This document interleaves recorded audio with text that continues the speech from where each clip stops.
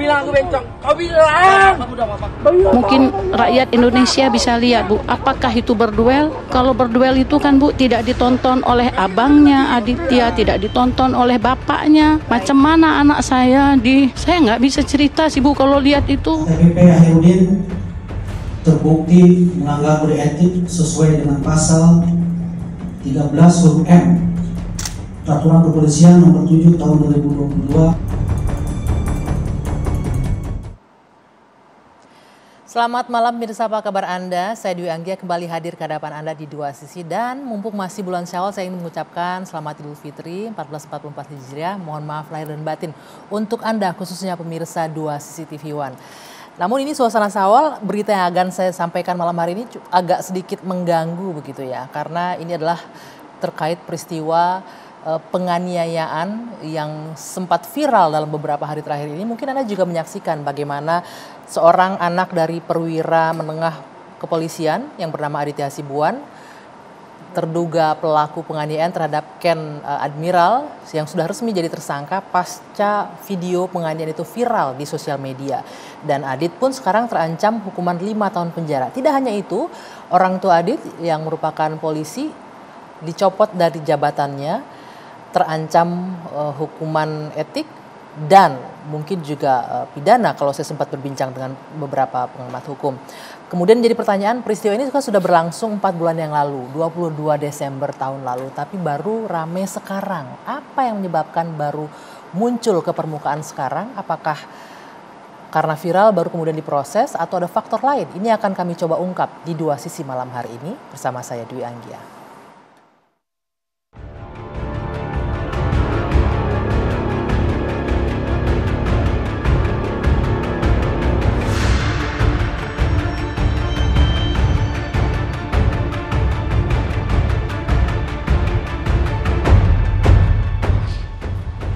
Sesudah itu, Pak Akirudin arahkan anak saya sama kawan-kawannya masuk ke dalam rumah dulu.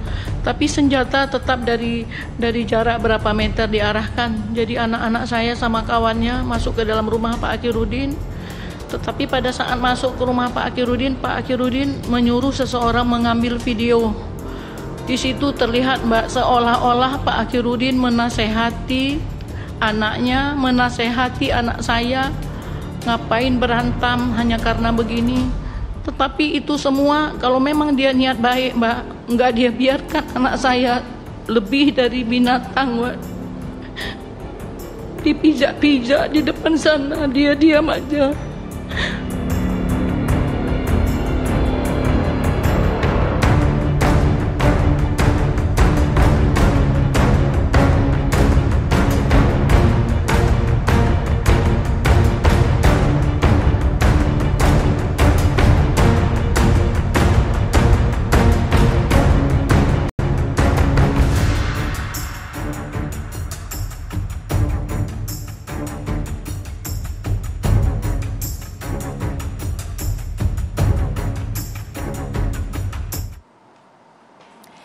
Dan seperti yang Anda saksikan tadi pemirsa, akhirnya kasus penganiayaan ini pun melebar kemana-mana, yang mulai menyoroti harta kekayaan dari ayah si pelaku yang beranggapan polisi memiliki koleksi motor mewah dan juga lain-lain yang dianggap tidak wajar. Akhirnya pun melebar kemana-mana. Nah, kami akan mencoba mendiskusikan malam hari ini dengan sejumlah narasumber yang sudah bergabung bersama saya.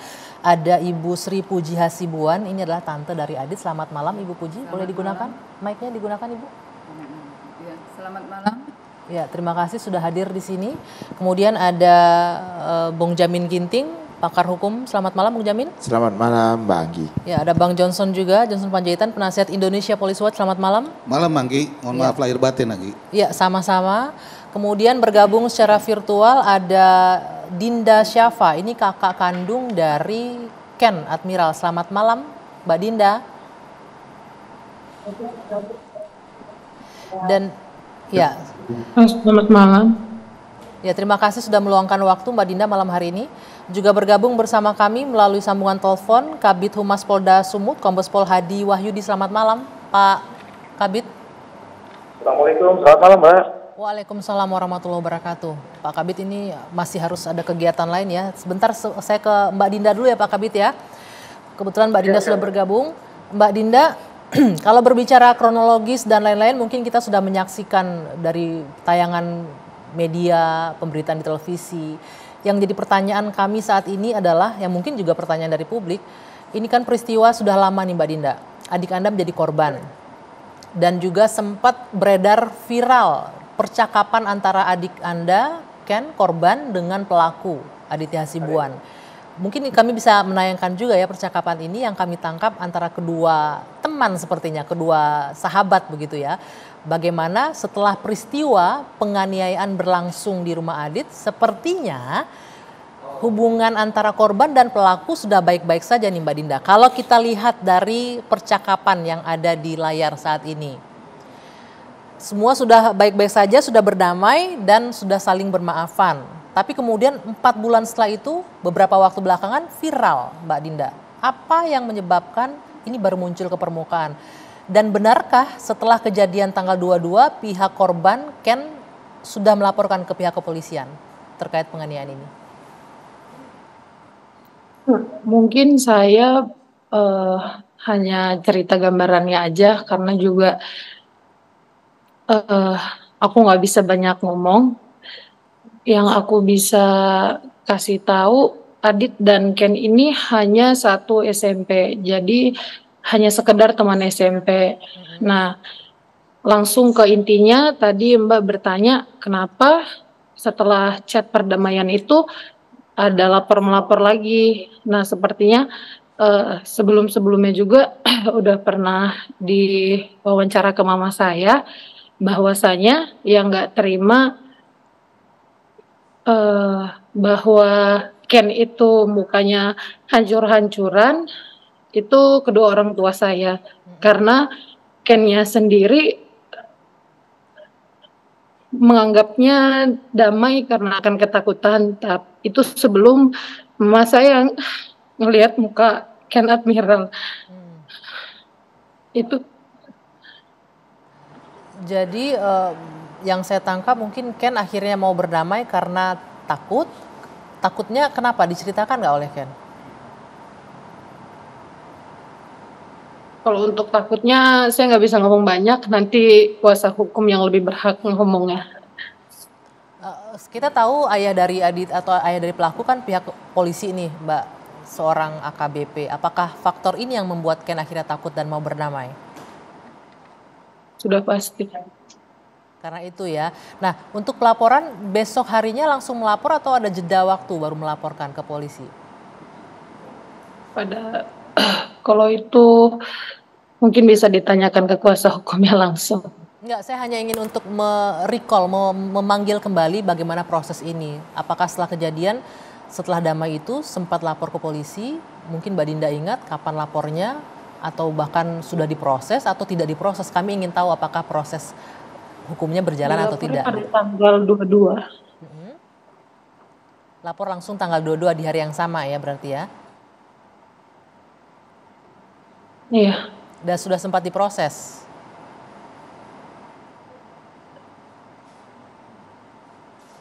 Sudah sempat diperiksa atau divisum korban, Ken? Sudah divisum, langsung dibawa ke rumah sakit juga, dan langsung diperiksa untuk BAP. Sudah di BAP ya. Saya ingin ke Pak Kabid Humas terlebih dahulu. Pak Kabid, Pak Hadi, ini berarti sudah sempat dilaporkan ke pihak kepolisian, sudah divisum, sudah di BAP, kemudian yang menjadi pertanyaan publik dan pertanyaan kami juga malam hari ini, apa yang membuat prosesnya kemudian lama Pak? Walaupun kita sempat mendengarkan karena saksi korban keluar negeri, apalagi ditunggu setelah mendapatkan keterangan BAP dan hasil visum. Ya, jadi dapat kami jelaskan kembali bahwa kasus ini ada 2 laporan polisi yang diterima oleh Polrestabes Medan. Laporan polisi pertama, pelapornya itu adalah Ken Admiral, itu di tanggal 22 Desember 2022. Kemudian besoknya di tanggal 23 itu juga ada laporan polisi yang pelapornya adalah saudara Aditya Hasibuan.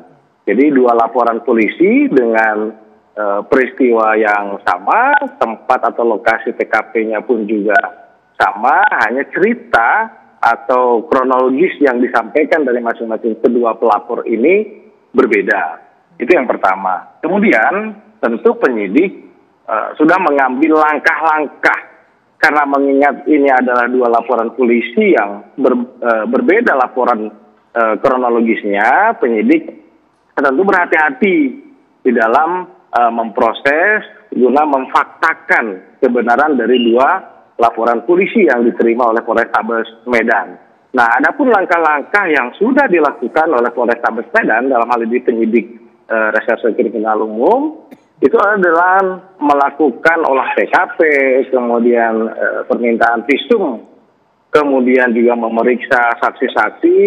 Timeline-nya sudah sangat jelas sekali dari mulai terima laporan, kemudian sampai dengan bulan Januari itu mereka melakukan pemeriksaan terhadap saksi-saksi yang berada di lokasi, termasuk juga terlapor dari saudara Aditya untuk pelaporan pertama dengan pelapornya Ken Admiral. Nah, kemudian memang betul kami sampaikan bahwa saudara Ken Admiral ini belum dimintai keterangan secara utuh dalam kapasitasnya sebagai saksi korban. Namun demikian, penyidik Polrestabes terus melanjutkan proses dari laporan pertama ini yang dilakukan oleh Ken Admiral. Di tanggal 7 Februari, penyidik sudah menaikkan status dari penyelidikan ke tahap penyidikan. Itu. Kemudian yang berikutnya, ibu dari Ken Admiral ini merasakan bahwa proses penanganan yang dilakukan oleh Polrestabes Medan itu belum maksimal. Nah, itu direspon oleh Bapak Kapolda untuk ditindaklanjuti. Halo? Pak Hadi, belum maksimalnya kenapa? Pihak keluarga merasakan itu kenapa? Setelah naik ke tingkat penyidikan harusnya sudah ada tersangka ya? Apakah sudah ada tersangka saat itu? Iya, karena dinilai oleh ibu belum ada pemeriksaan lanjutan atau ada mungkin keterlambatan dan lain sebagainya. Itu mungkin penilaian dari beliaunya. Namun demikian itu kan direspon oleh kita, oleh Bapak Kapolda dengan langsung pada tanggal 24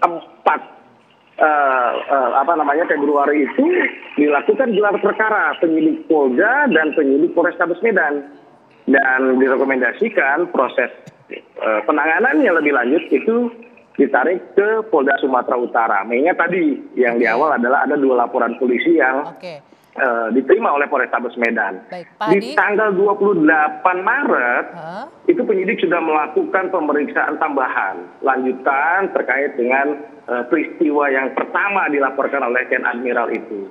Baik, sehingga Pak Hadi. sampai dengan tanggal 23 April kemarin, hari Minggu, kita baru bisa mendapatkan keterangan secara utuh dari saudara Ken Admiral, mengingat yang bersangkutan kan selama ini studi di Inggris ya. Jadi kita baru bisa mendapatkan di tanggal 23 April itu. Dan 23 April Pak Kabit, itu boleh ditahan dulu karena sebentar? penyidik mengetahui bahwa waktu sangat terbatas bagi Ken Admiral berada di Indonesia, kita maraton melakukan pemeriksaan itu, dan tanggal 25 kita menetapkan tersangka, kemudian langsung juga melakukan penahanan. Oke, Seperti baik, itu Mbak, Pak Kabit, untuk kronologis ataupun timeline yang sudah kita lakukan. Ya, baik, ditahan dulu Pak, kita akan lanjutkan nanti, tapi kami harus jeda dulu sejenak.